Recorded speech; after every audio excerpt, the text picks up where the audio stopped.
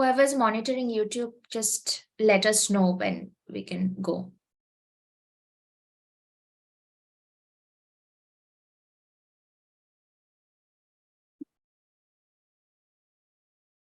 YouTube is lagging slightly.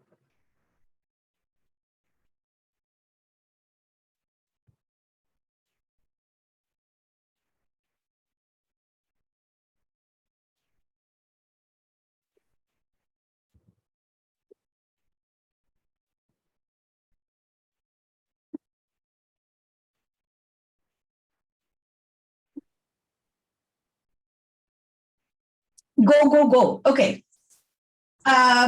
Welcome everyone to day 1, panel 2 of Play and Playthings in South Asia, organized by Aklisa. We've already had a round of fantastic papers, and then we have a couple more fascinating things coming up today.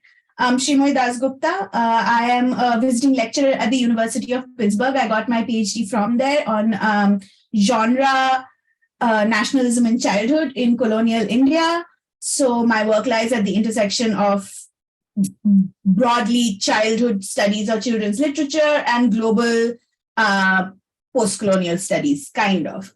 And so I am your chair or moderator for this panel. First up, we have Sudarshana Banerjee. Sudarshana, would you like to go ahead and introduce yourself? Hello, everybody. I'm Sudarshana Banerjee. I'm currently an MPhil research scholar at the Department of History in Jadavpur University. And today I'll be presenting a paper titled Colonial Childhood and Cultures of Literary Consumption, Reading Juvenile Periodicals from Colonial Bengal. The time frame is from 1880 to 1930. So shall I begin? I thought I'd do the introductions first. Sure. Our second paper is by Titash Bose. Titash, will you go and introduce yourself? Go ahead. Hi, I'm Titash. Thank you, Srimoy, for moderating our panel. I'm reading a paper titled Manoranjana in Reading, 20th Century Hindi Children's Periodicals and New Reading Practices. I am a PhD student at University of Chicago, and I work on vernacular children's literature, possibly going to turn my project into a comparative literature project from the 20th century. And yeah, I'm also the co-founder of Aklisa. Thank you, Titash. Before the papers, the panelists begin the paper, I have a couple of housekeeping announcements. So one, which has been repeated before, well, all of these have been repeated before, but I just wanted to go over them for people who've just joined.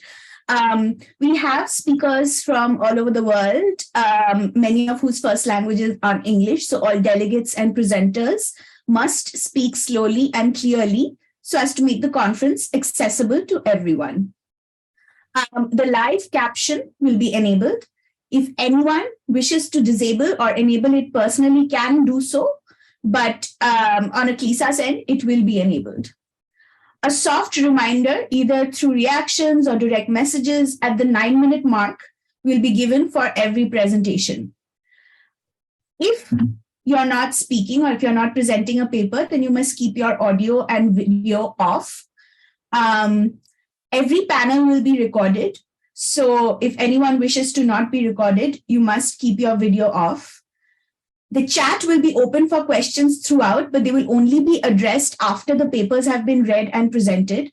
And just a quick note from me as moderator here, I get very distracted when I'm talking and questions keep popping up. So I will do my best to incorporate the questions as and when they come and in whatever order they are in the chat. But if I do miss someone, please feel free to raise your hand or repeat your question. I don't want to miss anyone's questions. And lastly, everybody is requested to be respectful and polite. Hate speech and rudeness will not be tolerated and will result in immediate removal. All right, with those housekeeping rules have been read out, Sudarshana, take it away. Thank you. I hope I'm visible and audible. Okay. So the objective of my paper is basically reading juvenile periodicals from colonial Bengal to construct a history of the patterns and culture of juvenile literary consumption in Bengal during 1880 to 1930. In this process, I will also try to touch upon how the emergence of a juvenile magazine culture is inextricably entangled with the emergence of the Bengali middle class and their processes of self-construction. So basically, I view the juvenile periodicals as an important cultural commodity of consumption in colonial Bengal. Let me begin with a general overview of the landscape for juvenile periodicals in colonial Bengal. So the first ever magazine was Digdarshan, and it was published from the Srirampur Baptist Missionary in 1818 by John Marshman. And this was also the first magazine the first magazine in Bengal, I mean to say. And this was also the first magazine intended for the young population. And Digdarshan basically claimed to be a collection of dictums and educative pieces curated for the youth. And this first magazine was not illustrated, and the language was more or less lucid, considering that Bengali written prose was still at its early phase during this time.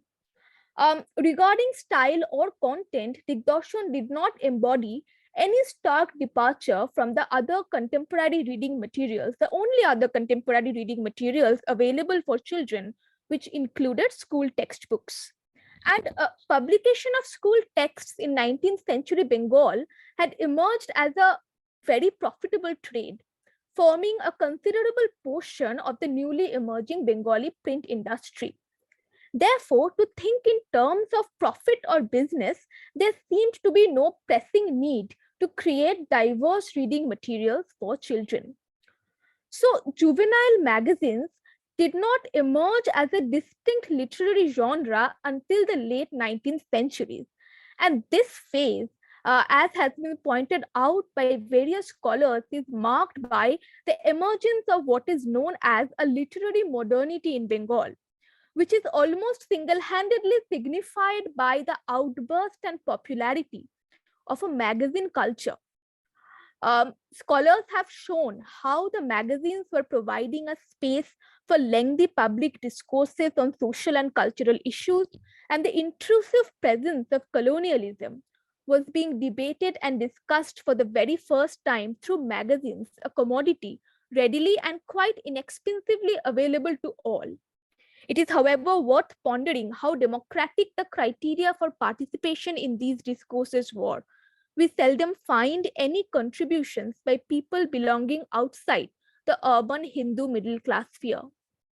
Magazines, therefore, were emerging as a marker of a specific class identity, that is the urban Bengali Bhadralok. So the arena of a public in a slowly emerging nationalist discourse was being drawn. And with the popularity of magazine culture, we also find the simultaneous sidelining and rejection of the commercial vernacular print industry at Bottala, because the educated Bhadraloks wanted nothing to do with the cheap commercial world of Bengali print. So where and how do we locate the juvenile periodicals in this story of an emergent Bengali magazine culture? Was there any particular intention behind the incorporation of the child reader into this culture of magazine reading? And what does this tell us about the adult notions and expectations surrounding colonial childhood? These are some of the questions that I'm trying to investigate. So the juvenile periodicals from the 1870s were undoubtedly seen as an alternative source of knowledge for the youth, and they represented a sharp break from the contemporary school textbooks, which were devoid of any illustrations, pictures, and publishers were quite unbothered about the quality of the paper or print. And the textbooks were repositories of moral dictums and general lessons about history, geography, or in some cases, natural sciences. The literary content of the early juvenile periodicals included all these things, but it also additionally included fictions, rhymes, and poems for the young reader. The most striking difference can be noted in the exceptional care now being taken to produce a commodity that is attractive not only in its content, but also in its entire materiality. We can, of course, attribute this to the fact that Bengali print culture was becoming more mature with the constant innovation of print technology. However, the primary selling point of the late 19th century juvenile periodicals was that these were Shachitra Mashik Potrikas, that is, illustrated monthlies. The early illustrations and pictures were created by woodblock print. Nevertheless, they were clear, bright, and attractive. The child would not only read descriptions of and adventures in faraway places, but could also see a sketch of the same directly beside the story. So fictional characters came alive on the pages of the periodicals. So we can note that the reading experience of the late 19th century child was much different from their predecessors. The juvenile periodicals also featured regular quizzes, riddles, and exciting prizes like timepiece watches were being given out to children with correct responses. The editors readily interacted with the readers on every issue of the magazine, asking them for suggestions on the content they would like to read on the next issue. So, connecting to the theme of the seminar, we can say that the juvenile periodicals were not only being promoted as texts which would educate and inform the child, but these were also being promoted as very attractive commodities and playthings. And the juvenile periodicals were very much a two-way link between the creator and the reader. There would be special sections featuring prose and poetry written by child readers. And it is also therefore not a far-fetched presumption that popular juvenile periodicals like Shokha, Balok Bandhu, or Mukul were being regarded as precious commodities of possession by the child. It was evidently very important to collect the next issue only if to know the correct answers to the quizzes or riddles in the previous ones. Thus, I also want to note that the popularity of the juvenile periodicals also marks a striking shift from the communal tradition of listening to stories as a group to individual silent reading. My next point relates to the question of agency accorded to the child reader and the possible reasons behind it. We can notice a shift in the tone of the literary content in these periodicals from that of the school books. Lessons on morality and correct behavior were still there, yet these magazines were an interactive space, as is clear from my earlier examples. We can attribute this shift to the changing notions of the family, child, and nation during this period. I would like to argue that mirroring the emergence of a vibrant sphere of public discourse through the adult magazines, a notion of a potential juvenile public was beginning to take shape through these periodicals in the late 19th century. The child was being seen as a conscious subject, a future stakeholder of the nation that was being conceived. Moral upliftment was necessary for the future citizen of a possible nation, but it was now also necessary to paint the imagery of a nation worth fighting and dying for, and leaving the door open for questions, comments, and criticisms from the reader themselves. The first political piece was published in Shokha in 1880s, which fictionalized the story of Surendranath Tagore's arrest, and the writer appeals to the reader to understand the plight and the necessity of such struggles for the nation. Now, the expectations from a juvenile public were constantly evolving. I shift my eyes to the 20th century juvenile periodicals, and I want to read them as commercial spaces for the potential child consumer. The idea of an independent nation was slowly descending from a spiritual conception, if I may borrow Partho Chatterjee's terminology, to discussions regarding the formation of a material and economic foundation of the same. So the early decades of the 20th century saw movements stressing the importance of boycotting foreign cheap goods, rallying in favor of Swadeshi products. The nation-building process must begin with reversing the destruction caused by deindustrialization. The juvenile periodicals became an extremely popular space for advertisement of indigenous products. The child then, I argue, was being seen as a conscious subject and citizen of an emerging nation. The child now need not mature into an adult to contribute to the nation building process. The child consumer in his current age was already a potential force to be utilized. Advertisements directly appealed to the child to request their parents for purchasing a particular product. And the products that were advertised, not all of these products were necessarily products that could be used by the child. And the advertisements even suggested writing of a letter directly to the company if the parents could not be managed. So the agency of the child was being conceived in a new light with the evolving politics of nationalism. It is essential to identify categorically that this agency, in both instances, is limited to the middle class child. The juvenile magazines were clearly directed to a middle class readership. Similar to adult periodicals, the public that the reading of the juvenile magazines shaped consisted of Hindu, upper caste, urban, middle class children. Nationalist discourse remained a monopoly of the Bhadraloks, whatever their stage in life may be. It cannot be denied that many of the magazines were accessible by postage to rural or suburban children. However, the luxury of paying a monthly subscription was not something most of them could afford.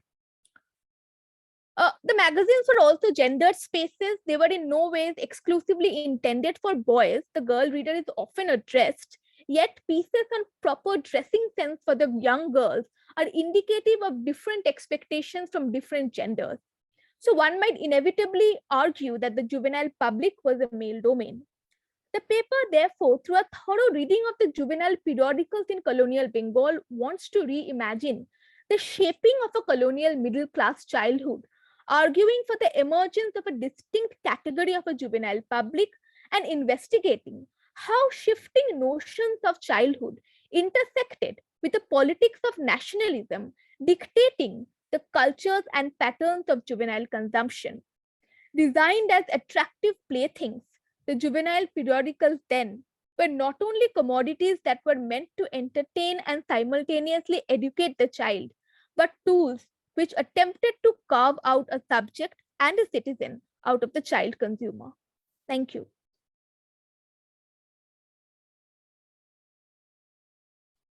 Thank you, Sudarshana. That was fascinating. And I am looking forward to an excellent discussion later on. Up next, we have Titash with her paper on Manoranjana in Hindi children's periodicals. Okay. So I'm going to talk about a lot of ideas that Sudarshana talked about, but just my primary archive is it's different. It's North India and Hindi children's literature. So conceptions of Hindi children's literature and discourses about children's myriad reading practices began chiefly in the 20th century. During this time, the growth of the public sphere and the rapid expansion of print culture ensured an extraordinary increase in literary and cultural production. Particularly notable was the boom of the literary periodical, which allowed publishers, editors, writers, and readers to experiment with various genres and styles of writing. Imagine and bring into practice different habits and spaces of reading, and in general, negotiate with possible forms of self-expression as a modern colonial public.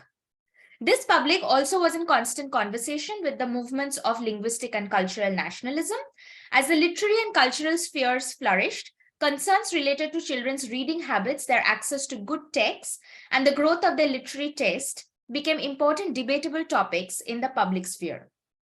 There was a growing trend to think of the child as an autonomous figure who also represents the future of the society and the nation, and thus must be given both educational and pleasurable things to read, which can help in their holistic development. Authors, poets, artists, and essayists played around with these ideas through various literary and extra-literary experiments in children's literature.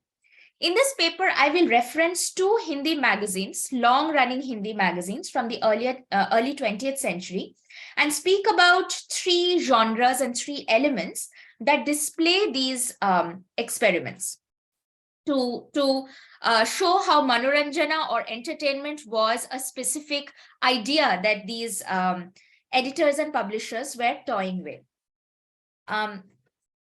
So I claim that the children's periodical was not just justified by thinking of children's learning within the limits of the educational institute. The Hindi public sphere at the time was, as I said, concerned with building a history and tradition of the Hindi language through processes of extensive archiving and cataloging.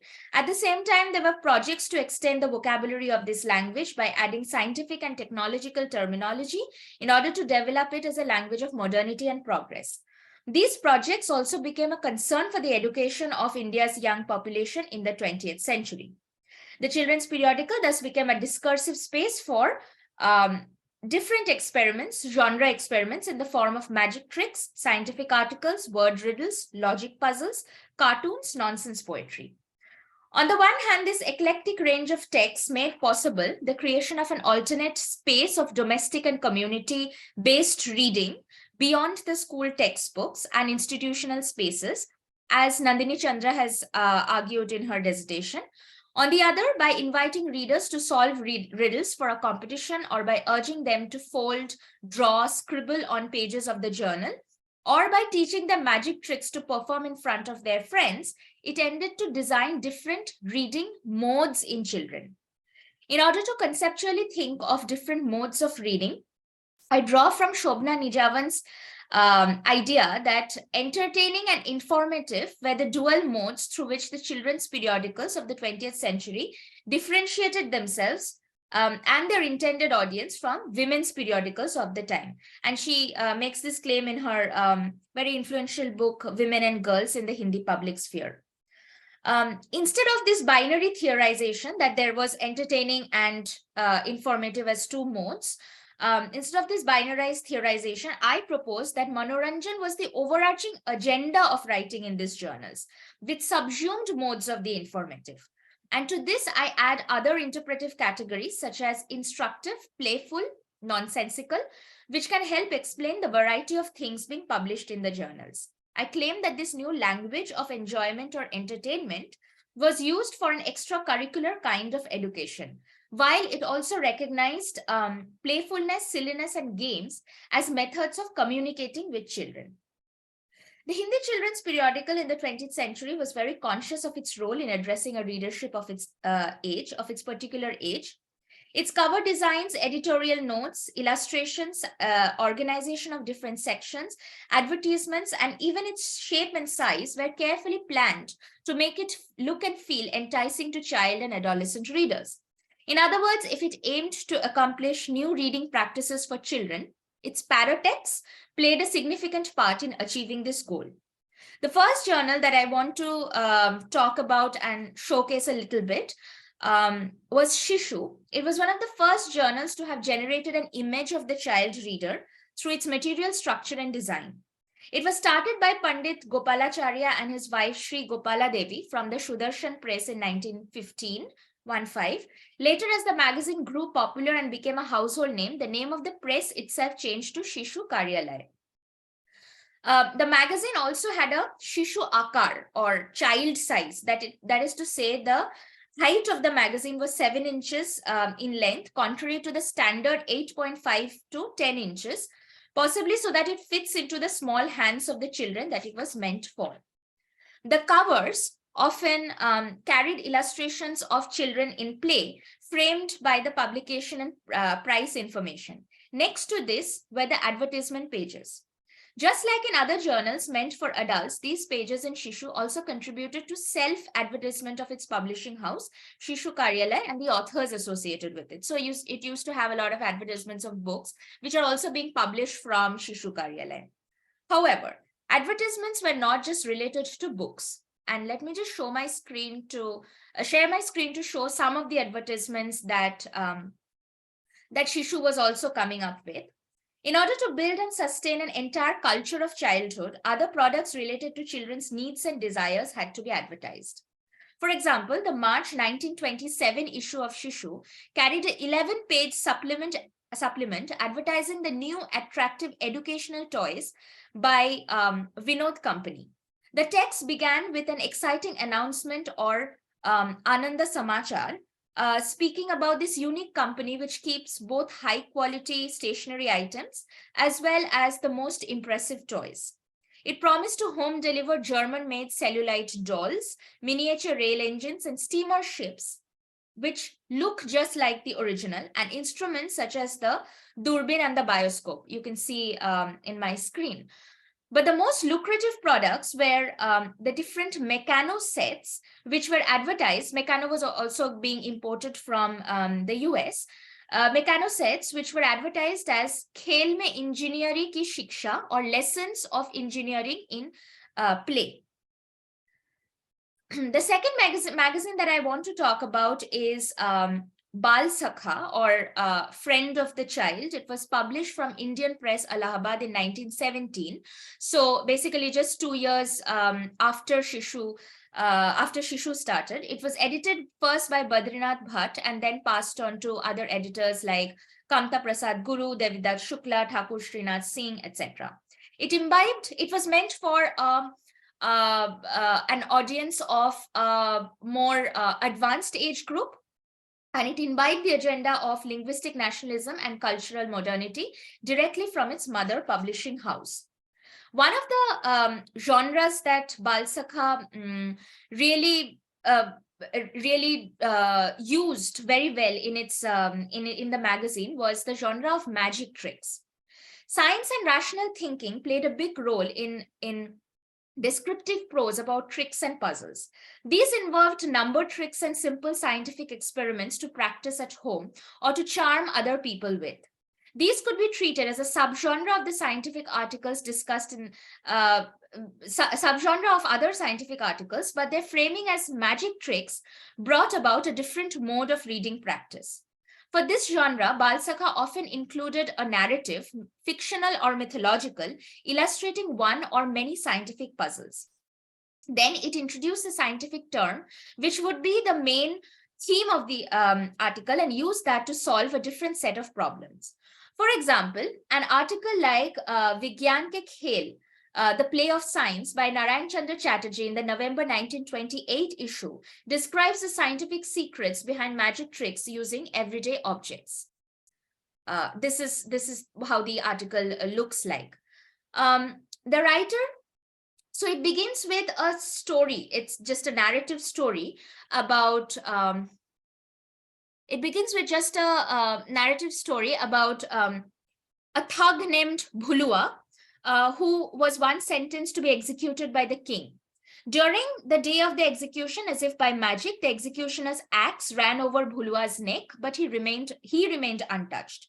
However, as the bewildered king asked him whether he performed some kind of black magic, he started shaking his head, and immediately the head tumbled and fell. Following this story, the writer introduces the concept of inertia, a common characteristic of all physical objects by virtue of which physical matter tries to maintain its present state of rest or activity, even when disturbed. After this, to test the concept of inertia, he describes 3 simple experiments with everyday objects that children can easily find around them, such as books, balls, coins, thread, and kitchen utensils. For the last experiment, which appears to involve some quick, delicate moves, he specifically mentions that it has to be done with a lot of joy or promptness in order to get it right. What I'm concerned with is the framing of this text as the scientific explanation of a magical incident. Firstly, the magical or the extraordinary is identified within a story, which by virtue of its fictionality is expected to have such a fantastical element. Then the magical is demystified through an explanation of the scientific concept. Then this concept is applied to other experiments which the readers are invited to try on their own. In the last section, there is an elaborate step-by-step description of 3 experiments making use of the concept taught. Thus, readers are given a chance to perform the magic, which in reality is nothing but a common scientific phenomena on their own.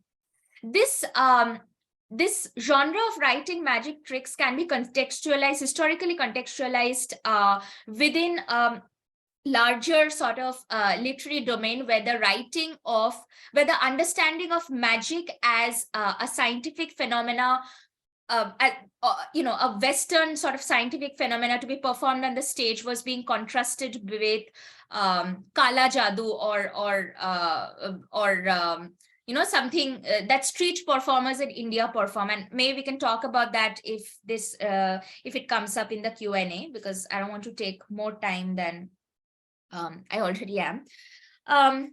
So other than the magic tricks genre, let's talk about another genre, which was literally games and puzzles. The texts in these journals rejected reading as a solitary activity and explored different ways which called upon the reader's active participation. While the magic tricks genre was one way to build interactivity, a more obvious approach was to embed games, puzzles, riddles, and other solvable activities within the journals themselves. These mental games or exercises were often accompanied by actual competitions, organized and prizes distributed by these journals. In this way, they facilitated a reader's interactivity through the construction of gaming or playing as a mode of reading. From its very first issue in January 1917, Bal Sakha carried a section on riddles called Paheli or Prashna Paheli, literally means questions and riddles, which included a combination of rhymed riddles, math puzzles, and illegible writing where one needed to decode the pattern. So for example, I'll show you a section from the August 1928 issue. This is what a typical Prashna Paheli or riddles page looked like. I saw a raised, okay. Okay, I'll hurry up.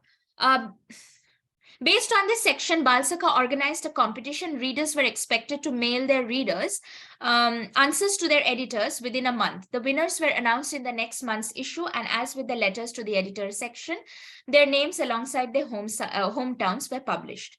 The prizes would be typically other children's books published from the Indian press. Thus, this became another means of self-advertising for the press. It's interesting to know that in the announcement of the runners-up candidates, along with their skill at solving some of the riddles, their handwriting was also praised, right?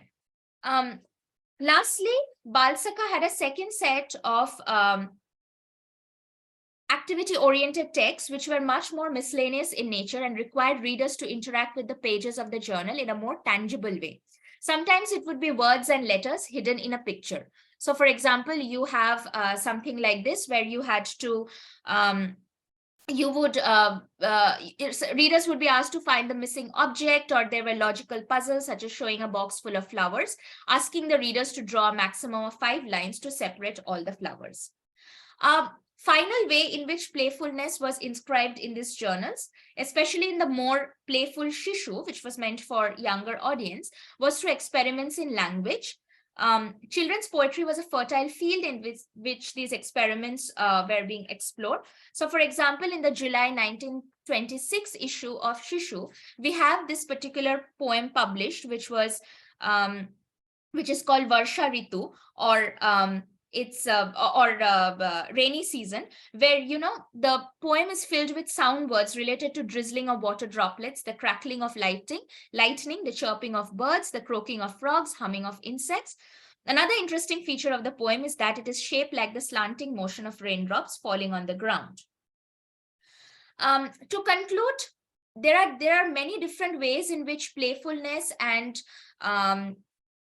was inscribed in these journals, and a lot of different reading modes came into being. It is not very easy to track how historical readers actually read these journals, how they perceived these journals. But I guess from the editor and the publisher's side, playfulness was an element that they wanted to deal with in their journals. Thank you. Just stop share.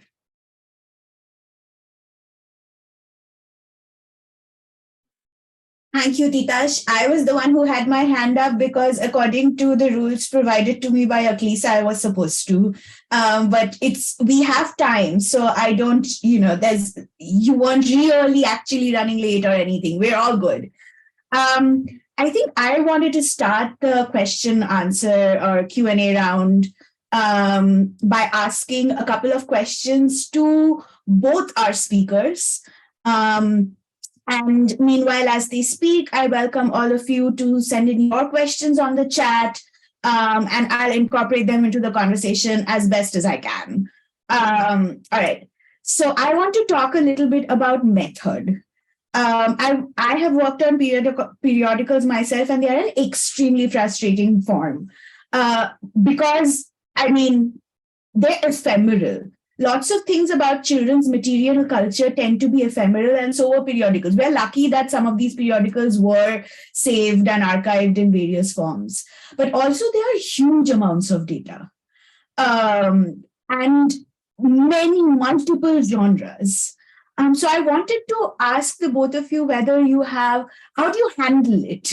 Whether you have a method for sort of gathering and collating the information.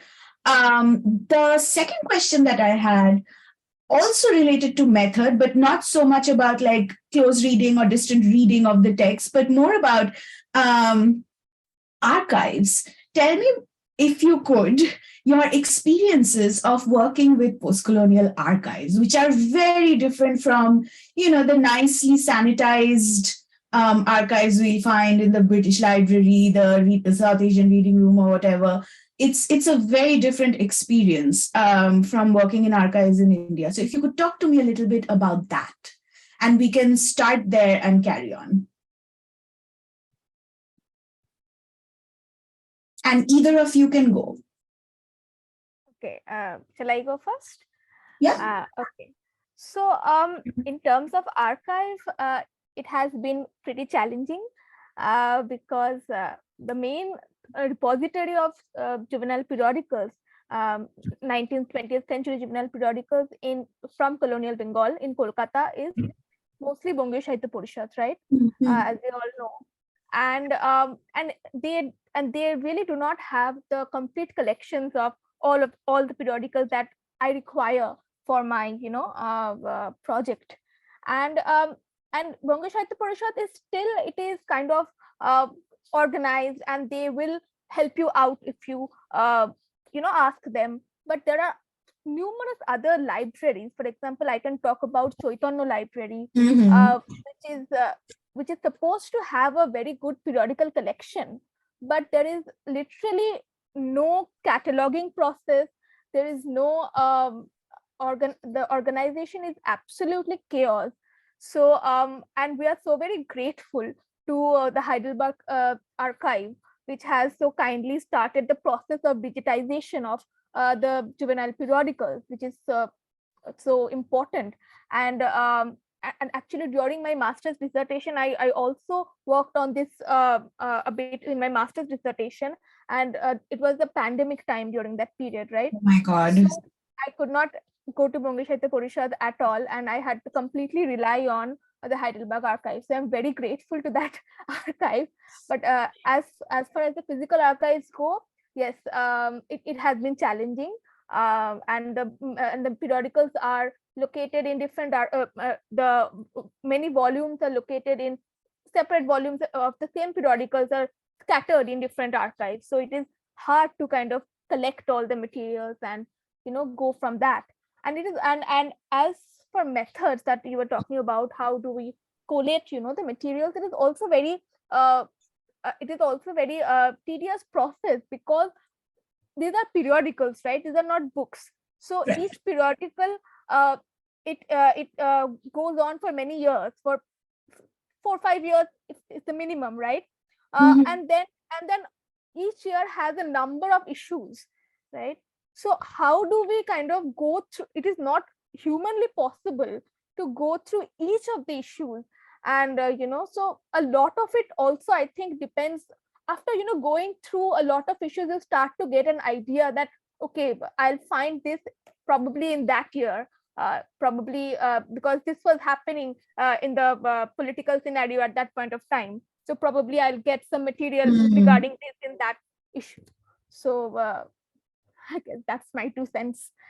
Yeah, no, that makes complete sense. And I commend you for trying to do this work during the pandemic, because there is an inherent and deep mistrust of digitization in archives located. I can at least speak for Calcutta.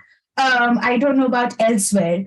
And with the pandemic and everything shutting down, that must have been a nightmare. No, I just want to add to what Sudarshana is saying. Like everything that she said was, it resonates with me, of course.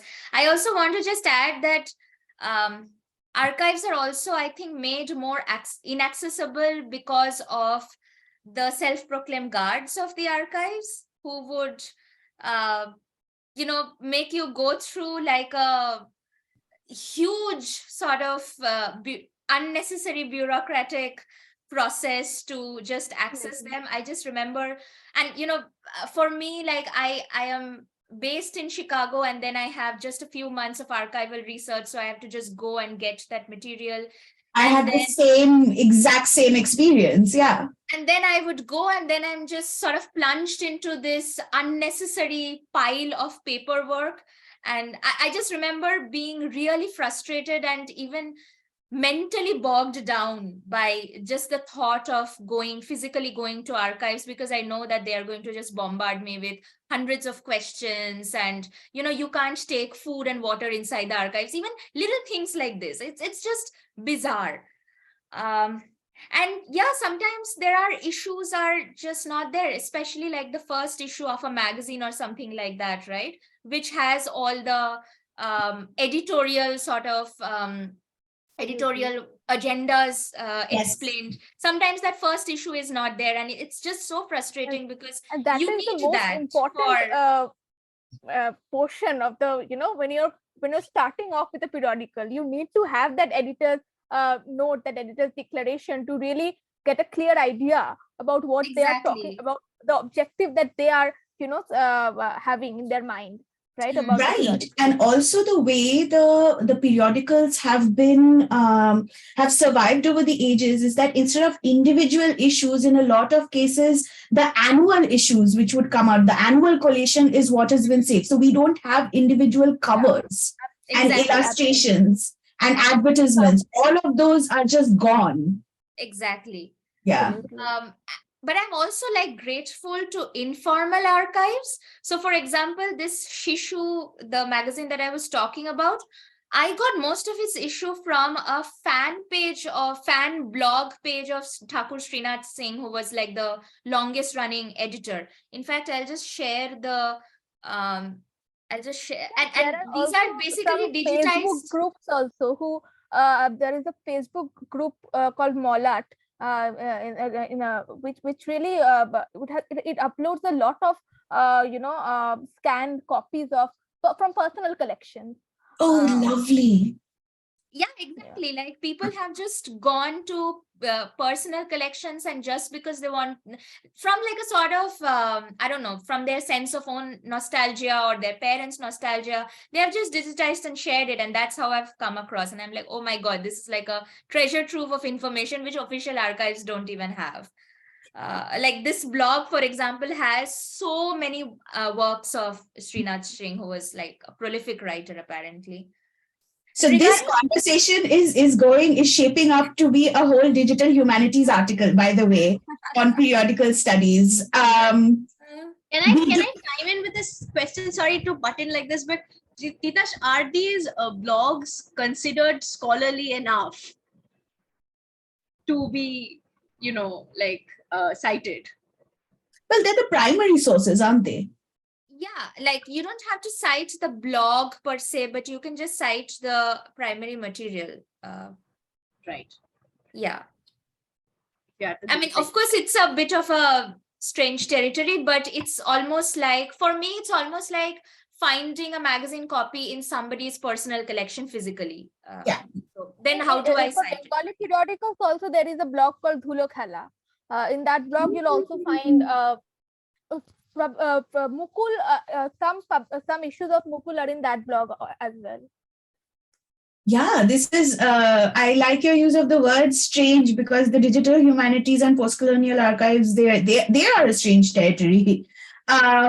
So, I mean, I have lots of questions, but I want to make space for our audience members. So we have a question from Temina, and it's for both the presenters, but also for Titash, because Titash, I think, specifically used this term, which is the font stylization as playful, right? So the elements which can, which bring the playfulness out. So she asks, I was wondering if you see that playfulness in the narrative voice used in these journals. And I believe Gautam Chandra Roy talks about that when it comes to Bengali periodicals. So are the narrators adults speaking to fiction or fictional characters with childlike traits? Okay, so I think, so obviously periodicals have different genres of things published. It's not like one story or one narrative, right? Especially for like the games and the quizzes and things like that, there is an addressing of actual child readers, and they are talking to children and they're saying, hey, can you solve this? They're challenging children to solve this, especially even like in the magic tricks wala section, they're doing that. But I would also say that they are also thinking about childlike traits as something which is, or their perception of what is childlike or childlike traits is something to be explored in the form and content of the journal. So for example, what I ended with, like that, the poem which is written in the form of water droplets or rain or something like that, about that, one of the editors had written, like not about that particular poem, but one of the editors in their own personal notes had written that playfulness or khel in the poems that have kriyatmak, action-oriented, anukaranayatmak, imitative, and nritya git, a melange of melody and dancing rhythms, characteristics mirrored the playful, joyous, active nature of kids' lives. Quote, and this is also my translation, combination of laughter, revelry, frolic, merriment, and studies make up the liveliness of children's lives. Because of these, children's minds are of a particular nature. The poets of this age had a thorough psychological understanding of this, have to have this psychological understanding of this mentality in children. In other words, they are trying to imbibe their perception of what is childlike trait. So it's both. It's a direct addressal of child readers as well as imbibing childlike traits. Sorry, into narratological elements, basically, which could hold it together. Yeah. Sudarshana, do you have something to say about? Not this question, but I was looking at the next question. Yes, so was I. It's of particular interest to me.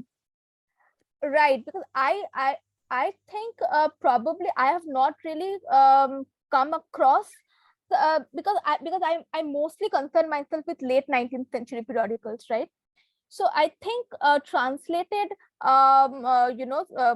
Soviet Union literature would feature a little bit later in the 20th century, right? Probably more in during the time of the Second World War, so somewhere during that period of time. So I personally, in the late 19th century, obviously that time the Soviet Union wasn't even formed. So if Titash, you have come across such translated works, then you could probably tackle. I was also going to refer back to Tita's because she has a